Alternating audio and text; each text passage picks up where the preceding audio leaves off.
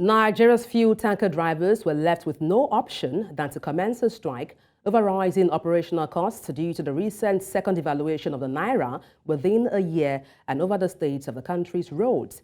The Nigerian Association of Road Transport Owners, NARTO, which groups thousands of truck owners and drivers responsible for fuel distribution in Africa's most populous nation, are pushing for higher freight charges from fuel marketers due to rising costs.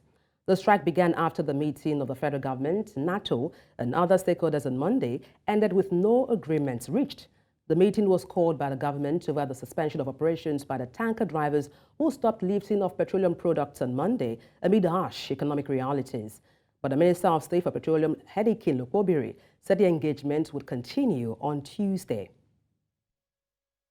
Nigeria has seen several pockets of protests as the people complain of a high cost of living. Now, protest has been seen in Ibadan, Sokoto, Niger, Kano, where they have all the crisis standard of living, poverty, food inflation prices, and economic hardship affecting the country. The latest protest saw protesters converge on Mokola, Ibadan, or your state capital, carrying placards with various inscriptions and songs of agitation, saying they will peacefully move across some major streets in Ibadan. They appeal to all concerned authorities to join the solidarity movement as the people cannot continue to endure what they describe as unbearable pain.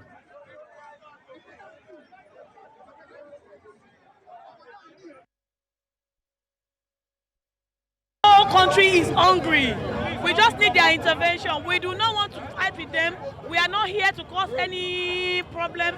We're just here to tell the government our problems, that they should just look into this for us. That they should please look into the problem of the masses. Help us. Have mercy on us. People are hungry. People are dying daily of hunger. Insecurity is killing people. We just need them to help us. They should just help us. They should just look into our case and be of help to Nigerians. That's just all we need. Nigerians have the right to hear their opinions. And we cannot say because we are here today, we must not allow every other Nigerians to exercise their constitutional duty.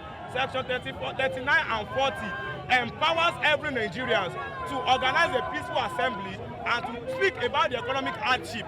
On this note, this is not today's own. Our people have the right to freedom of assembly as it is. But our duty is to ensure that it is not hijacked by unscrupulous elements.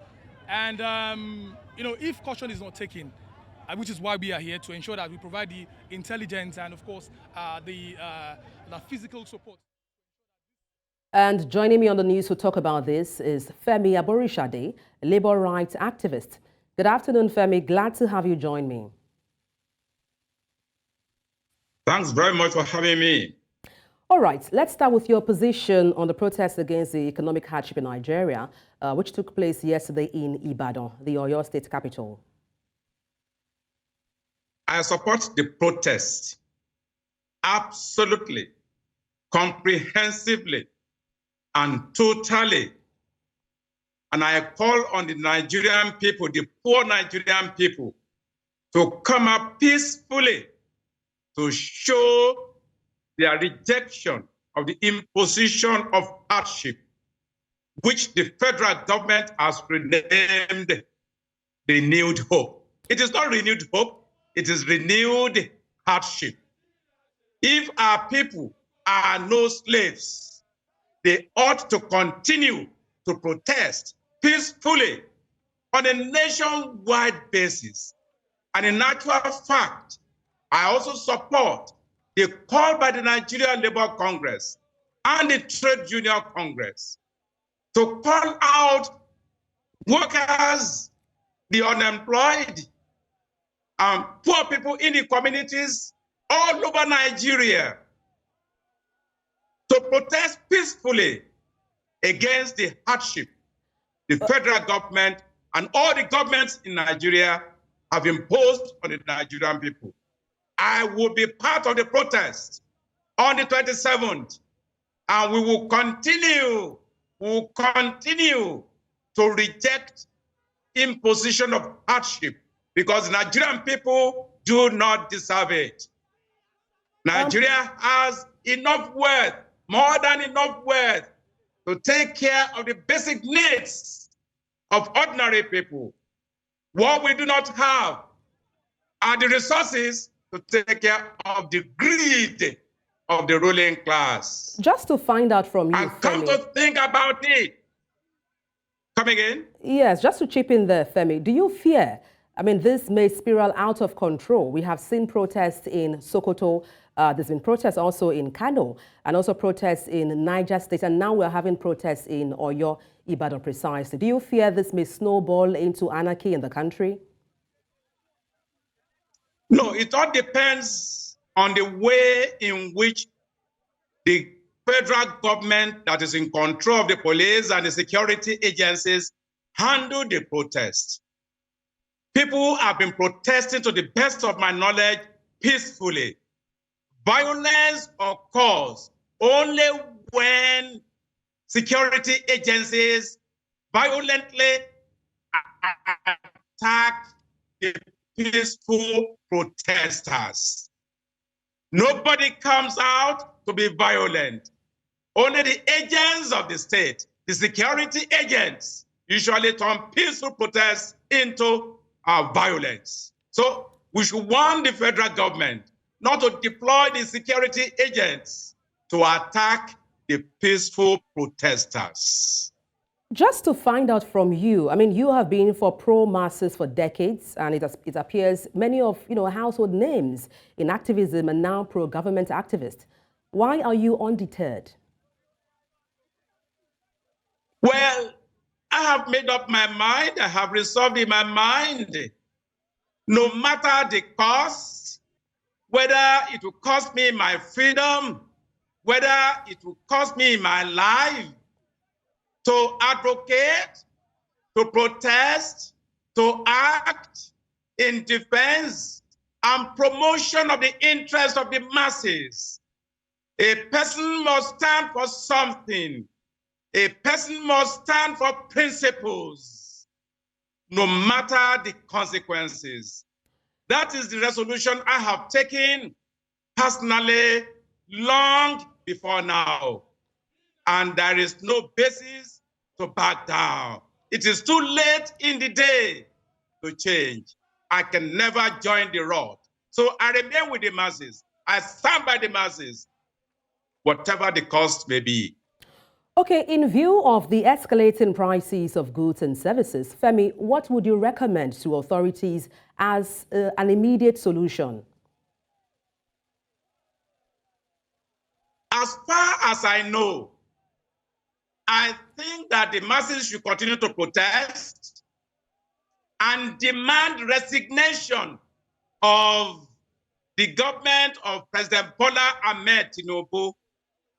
President Bola Ahmed Tinubu, in at least 2 of his key speeches, has made it clear that there is no alternative to policies of hardship, that he has no choice.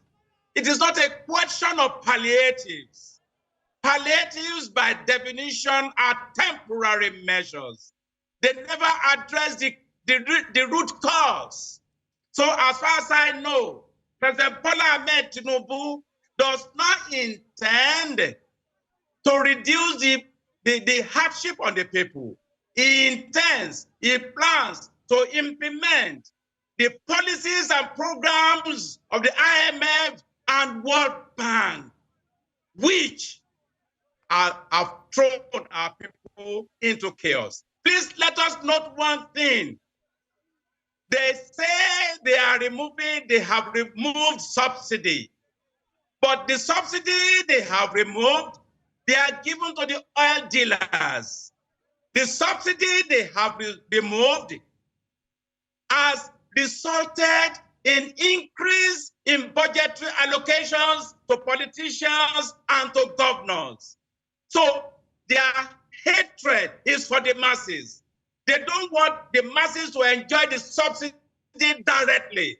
They prefer that the subsidy goes to the oil dealers and to governors, to the politicians. That is precisely what has happened. Because as they have told us, if there is no subsidy, we would still have been buying fuel at about 1,200 naira per liter. We are still buying at almost 1,000 naira per liter only because government claims to be subsidizing. Yet, what they are subsidizing is gas, or at almost 1,000 naira per liter, we can hardly get fuel to buy. So their plan is to remove the subsidy from reaching the masses, but to benefit politicians, governors, and the oil dealers. Finally, what do you think should be the disposition of the government or relevant authorities to the plight of the average Nigerian? The government should be sensitive, but I do not think that the government of President Bola Ahmed Tinubu is prepared to be sensitive.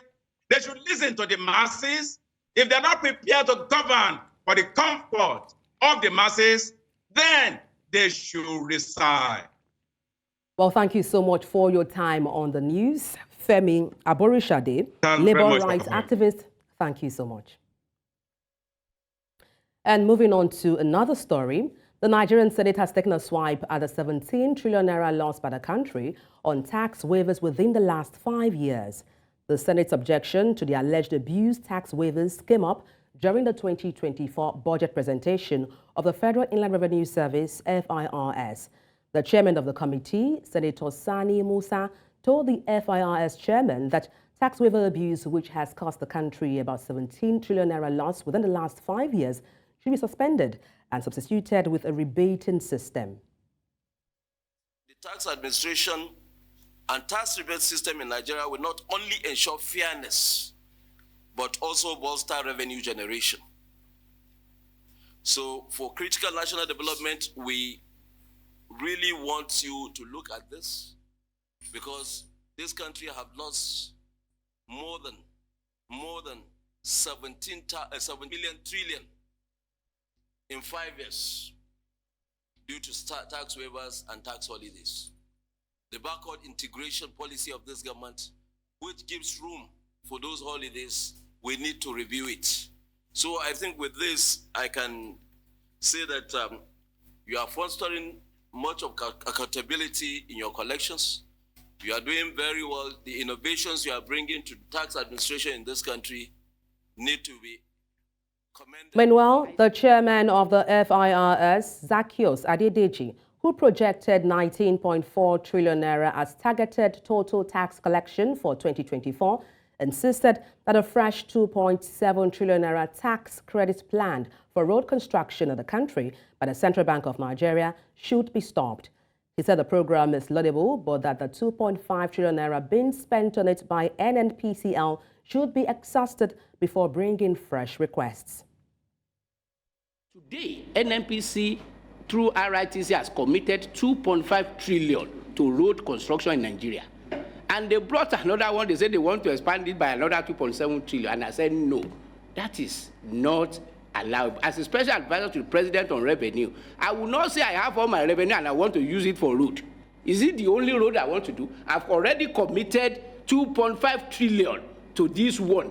And people are complaining about the efficiency of it, and that is even separate. That what I've said, which Mr. President has approved, is that all the one that we have in pipeline, we will complete it. But it's not expandable. And that is what we say. Because NNPC is #1 revenue source for us as a country, either in time of taxes or non-taxes. We can now not use all their money, their capacity, and we are using it to do road that is roughly managed by me, Federal Land Revenue. What capacity do I have as an accountant to be the one approving the road for 2.05? How will I manage it? How do I know what they say? It can go see to so, and I approve. Which staff do I have there? And I said it is only Ministry of Works that has Director of Works in every state. Take everything through budgeting process. If we have this our revenue, so let's put the whole revenue into the coffer and let's follow. Ishago, an agrarian community in Delta State, South Nigeria, have called on the federal and state government to save their community from the annual perennial flooding that have sacked them and destroyed their livelihoods over the years. The call was made at the flag-off clearing and mechanical desalination of Iyete and Balangba Rivers waterways at the community. News Center's correspondent Austin Azu tells us more. This one bogey excavating here is to ensure the blocked Iyete-Umambala River's waterways open up for free flow of water and empty into the River Niger and Ethiopia. Identify Shago with fish, and the waterways, when it is developed and really overly dredged, will help the fishing input of this community so that other people can also come here to harness the agricultural impact of the fishing industry in this community. This river can help us to carry out our foodstuff overside after farming. It will not be easy for us to carry our farm produce to the mainland, where it will be transported to other places for sale. Some residents of the community who spoke recounted how the community has been confronted with perennial flooding wherever there was a heavy downpour. The residents said the exercise was born out of community efforts to complement the state government's efforts dredging the river years ago. While describing the impacts of the flooding on the community, they appealed to both the federal and state governments to put an end to the ecological disaster confronting riverine communities along the coastal lines of the River Niger and Benue.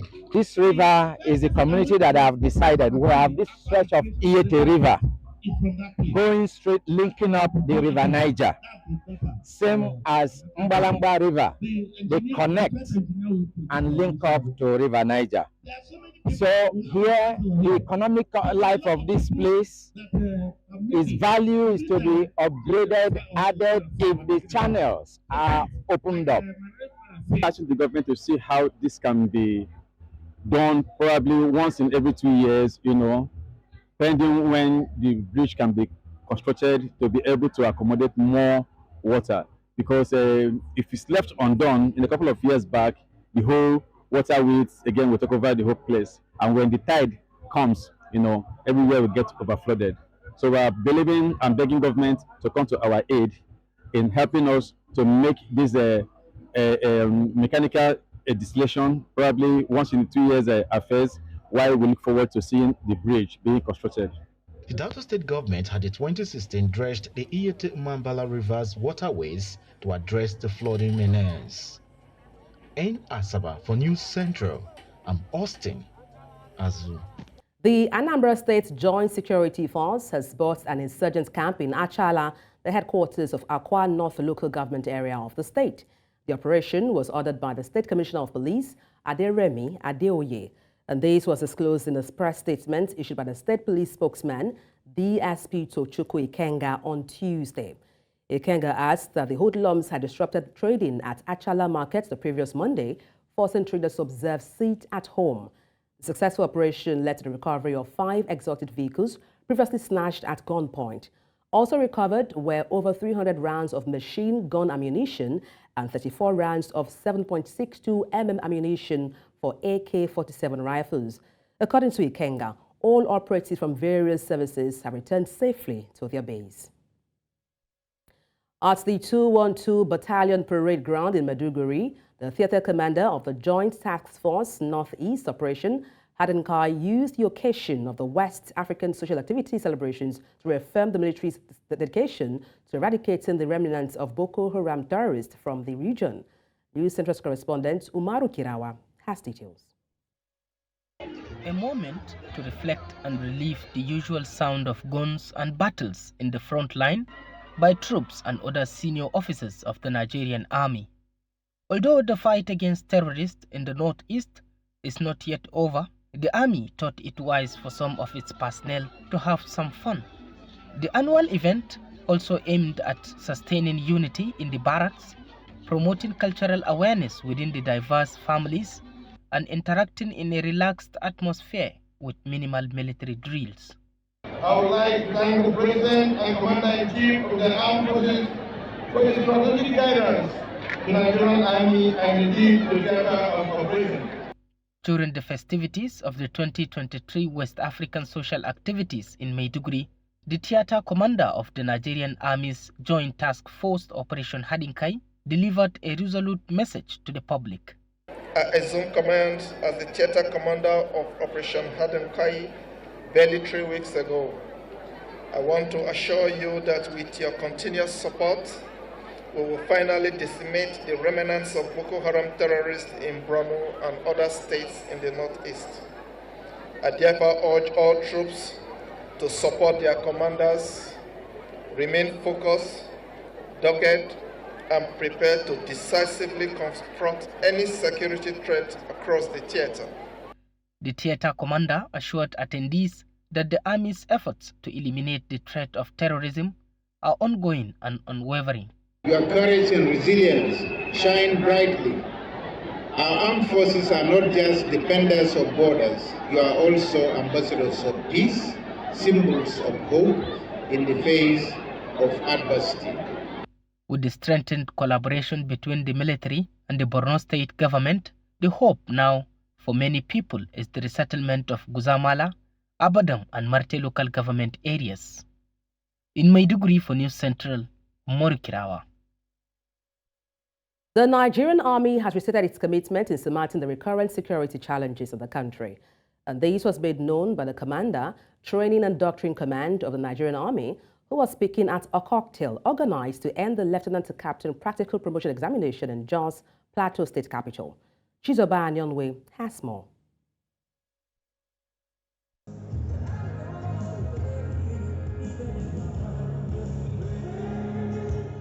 Noting the daunting challenges facing Nigeria, the Nigerian Army says sooner than later, all these will be in the past as measures are being put in place to achieve positive records.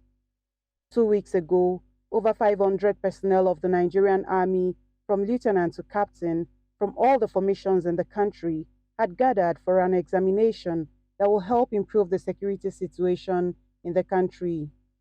Marking the end of the 2-week program, a cocktail was organized in honor of the men and women in uniform, though not in uniform this time around. I can tell you that as we continue to close ranks, these challenges are not insurmountable. Working with other security agencies along our functional lines and with the support of the larger Nigerian population, we hope that in no distant time, we shall overcome all the security challenges in all the theaters across the entire country. Hosted by the 3 Armored Division, Maxwell Kobe Cantonment, Rukuba, under the command of Major General Abdusalam Abubakar, there is the hope that the process will be beneficial to the Nigerian nation.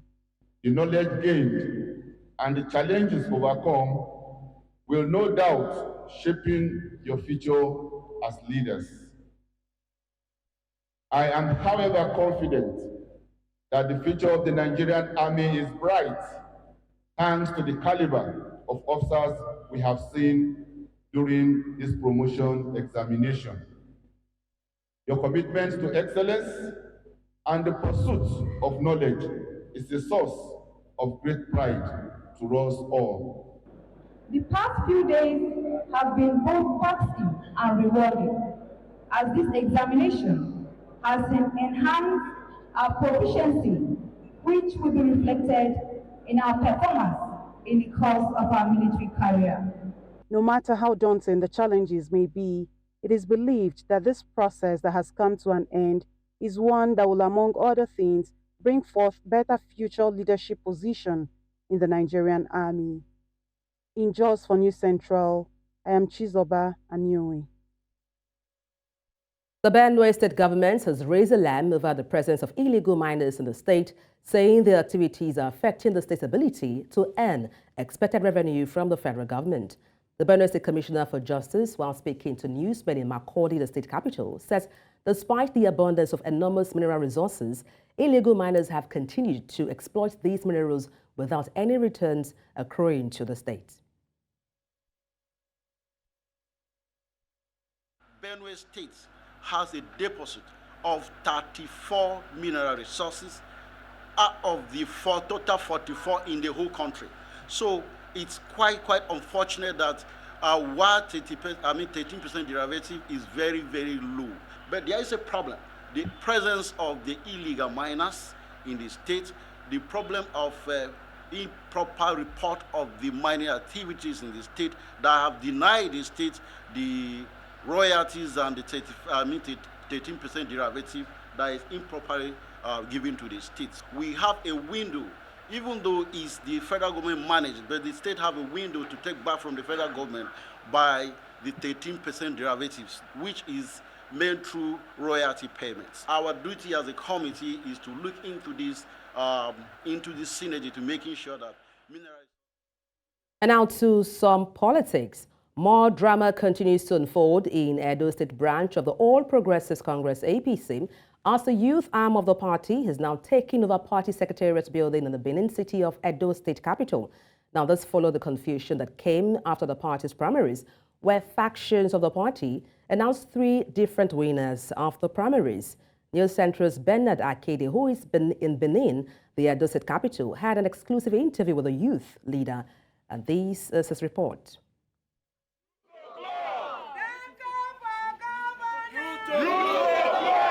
Now it is Youth O'Clock.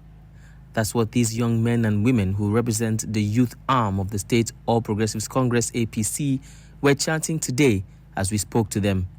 In an exclusive interview, the youth leader, Tony Kabaka, gave a brief recap of what happened on Saturday, stating that the people have voted and their votes must count. Well, why you see the youth angry, why they are hungry, why they engage on secretariat, is because the way and manner they want to change the votes that we voted for Dennis Idahosa. Kabaka and his supporters have taken charge of the party's state secretariat, and they say they shall remain there until normalcy is restored to the party.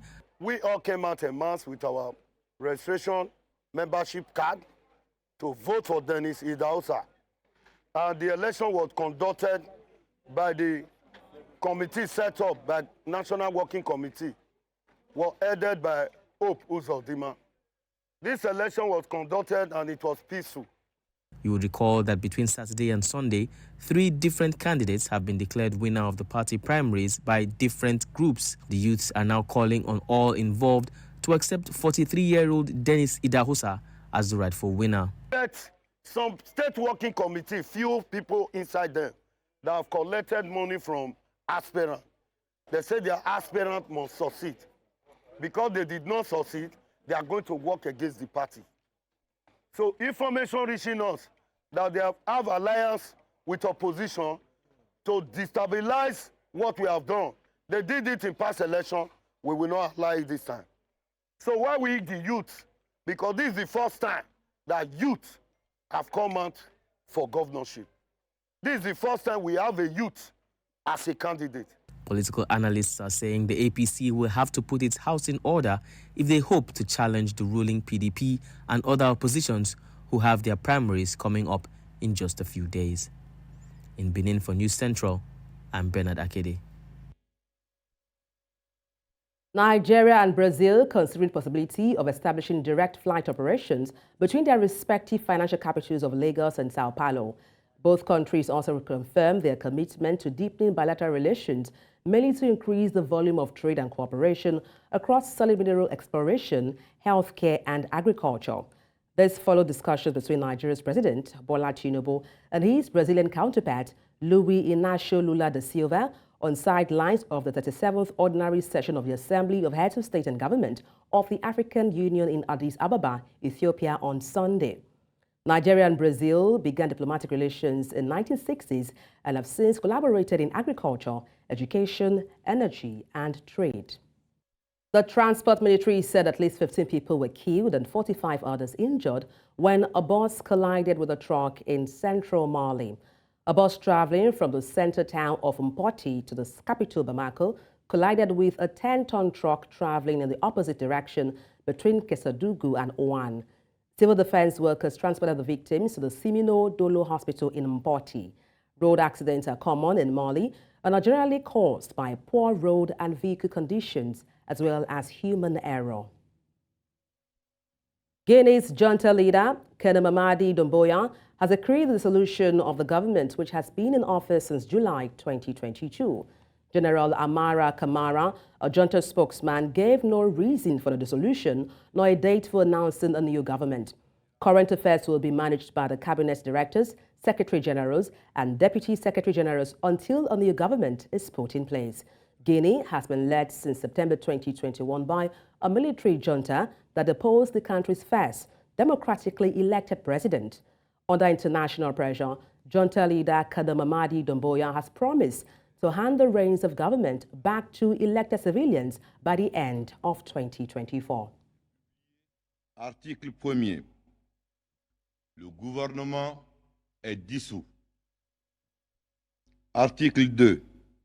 La gestion des affaires courantes sera assurée par les directeurs de cabinet, les secrétaires généraux et les secrétaires généraux adjoints jusqu'à la mise en place d'un nouveau gouvernement.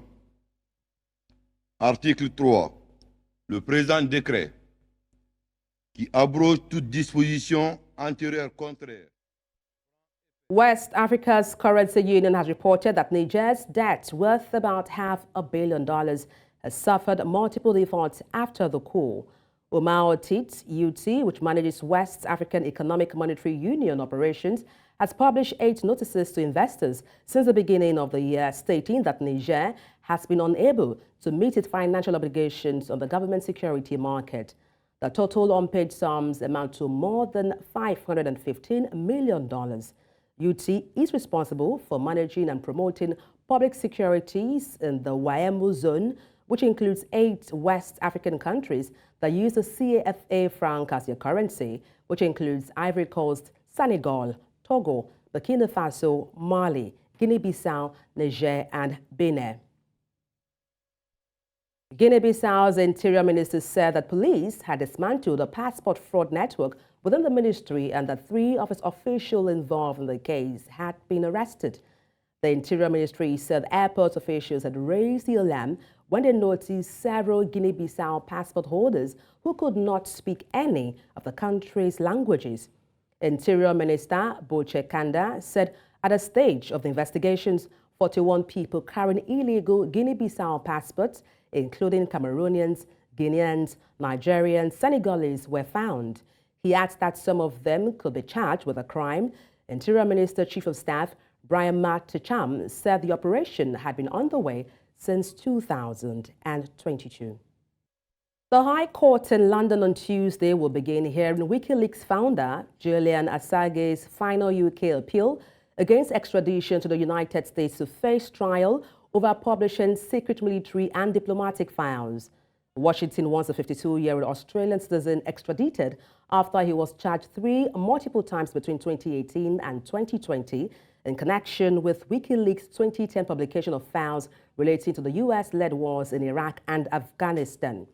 U.S. President Joe Biden has faced sustained pressure, both domestically and internationally, to drop the 18-count indictment Assange faces in federal court in Virginia, which was filed under his predecessor, Donald Trump.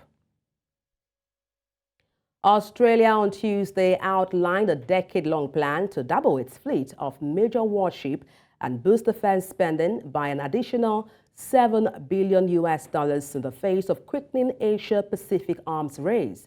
Under the plan, Australia will get a navy of 26 major surface combatant ships, up from 11 today.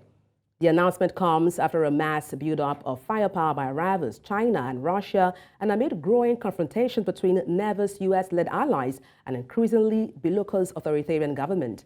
The plan would see Australia increase its defense spending to 2.4% of gross domestic product, above the 2% target set by its NATO allies. Today, the Albanese government is announcing an increase in the number of warships in the Royal Australian Navy to being the largest fleet since the end of the Second World War. Right now, the Royal Australian Navy has 11 warships. As a result of the government's response to the Surface Fleet Review, today we are committing to take that number to 26. This was done over a very short period of time. Their work is thorough and thoughtful. And we owe these three a debt of gratitude. Really, they have provided us a blueprint to building the Navy of the future.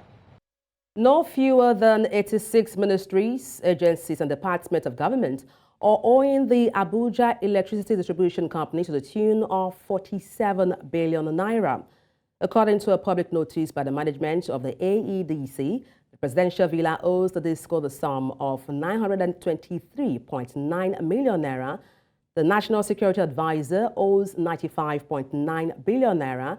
The Ministry of Federal Capital Territory, being supervised by Yesom Wike, owes the sum of 7.57 billion naira, while Adebayo Adelabu's Ministry of Power is indebted to the tune of 78 million naira. In a notice on Monday, the AEDC said it would be constrained to list the names of the MDAs with long outstanding unpaid bills for services rendered to them through the provision of electricity supply.